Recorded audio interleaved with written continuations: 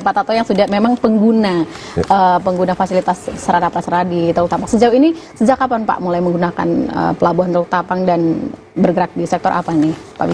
Baik, terima kasih Mbak Sally. Jadi kami di perusahaan pertambangan biji besi, yang mungkin sekarang yang satu-satunya yang perusahaan tambang yang beroperasi di daerah Pasaman Barat. Baik. Ya, jadi tambang kami sebenarnya berada di sana sejak tahun 2006. Cuman banyak hal yang masih harus kami lakukan dengan perizinan. Jadi perizinan lengkap itu sekitar tahun 2015, karena itu kan lokasi kita kawasan hutan, Bu. Baik, berarti 2006 awal itu belum ada ya Teluk Tapang? Sudah, lagi dibangun. Sedang di pembangunan? Lagi persiapan. Sedang gitu. persiapan. Jadi karena kita itu posisinya dulu hutan lindung, jadi kita harus proses supaya sesuai peraturan dan perundangan yang berlaku. Kita turunkan statusnya, kemudian kita pinjam pakai. Selesai semua pinjam pakai itu di 2015. Nah, jadi tapi pada saat itu kita belum bisa beroperasi karena kebijakan pemerintah mengenai biji besi lah, kira-kira begitu, Bu. Kami baru mulai bergerak ini benar-benar setelah selesai pandemi kemarin. Di penghujung tahun mungkin 2021 lah. Waktu itu bersama tim gabungan kita meninjau ke sana, Bu. Karena sejujurnya kalau kita bicara perusahaan, logistik itu semua paling penting, Bu. Baik. Mau itu menyangkut jalan, mau menyangkut itu pelabuhan, tanpa logistik kita nggak bisa hidup. Apalagi di daerah seperti Teluk Tapang, Ibu ya. Daerah kita tuh namanya Jorong Ranah Penantian, itu jauh, Bu. Nggak ada akses ke sana. Jalan masih baru dipersiapkan. Nah, jadi beradaan pelabuhan Teluk Tapang ini betul-betul penting buat kami. Kalau tidak ada pelabuhan Teluk Tapang, Bu, kami harus membawa itu ke Teluk Bayur, mungkin jaraknya lebih dari 200 km, Bu. Tapi kalau dari Teluk Tapang, itu jaraknya hanya 11 kilo.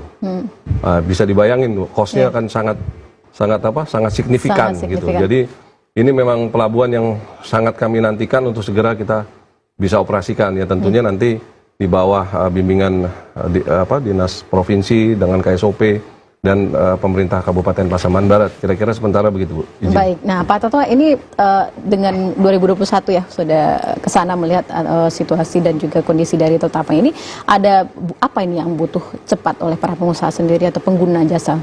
Ya, baik. Mohon izin Pak KSOP. Ya, Pak Kadis. Jadi pelabuhan Teluk Tapang itu sebetulnya kalau dilihat dari pembangunannya itu sebetulnya lebih banyak bukan untuk tambang sebetulnya, Pak ya, tapi lebih ke banyak untuk sawit itu sebetulnya. Pertanian ya, ya, karena memang kalau dilihat tinggi dermaganya pun juga cukup tinggi. Jadi yang tadi disampaikan oleh Pak KSOP itu sebetulnya salah satu kapal kami yang membawa waktu itu alat-alat berat, Bu. Nah, jadi atas bimbingan dari KSOP, bagaimana kita menjaga pelayaran ini supaya aman semuanya. Jadi kita turunin tim sana, bagaimana supaya secara teknis itu bisa dilakukan aman, secara lalanya juga benar, proses kita juga, alat-alat kita masuk juga baik.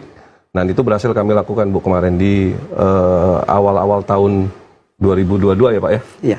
Jadi semuanya berjalan dengan baik. Nah, cuman memang, Bu, ada beberapa hal yang harus kita lakukan. Contoh, di sana belum ada conveyor belt. Jadi kami perusahaan nanti harus pasang conveyor belt. Dan sekarang atas arahan Pak KSOP, kami sudah meeting juga dengan Kementerian Perhubungan waktu itu. Bagaimana supaya kami bisa segera pasang conveyor belt di situ. Karena proses pemuatan kita ke tongkang kita itu nanti kan lakukan ship to ship, Bu. Jadi karena kita kan pakai kapal besar, kita rencana kirim itu sebulan 50.000 ton. Jadi pakai kapal besar. Kapal besar itu tidak bisa merapat ke dermaga. Jadi harus ship to ship. Jadi pakai tongkang, ya mungkin 300 feet. Nah, pemuatan ke tongkang itu harus menggunakan conveyor belt. Karena kita memperhitungkan keselamatan dermaganya, Bu. Kalau kita pakai tracking, itu yang kita khawatirkan dermaganya nggak kuat. Baik.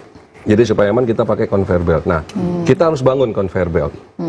Nah, bagaimana caranya supaya proses pemasukan conveyor belt ini izinnya bisa cepat dikasih lah, kira-kira begitu, Bu, kalau kami dari pengusaha.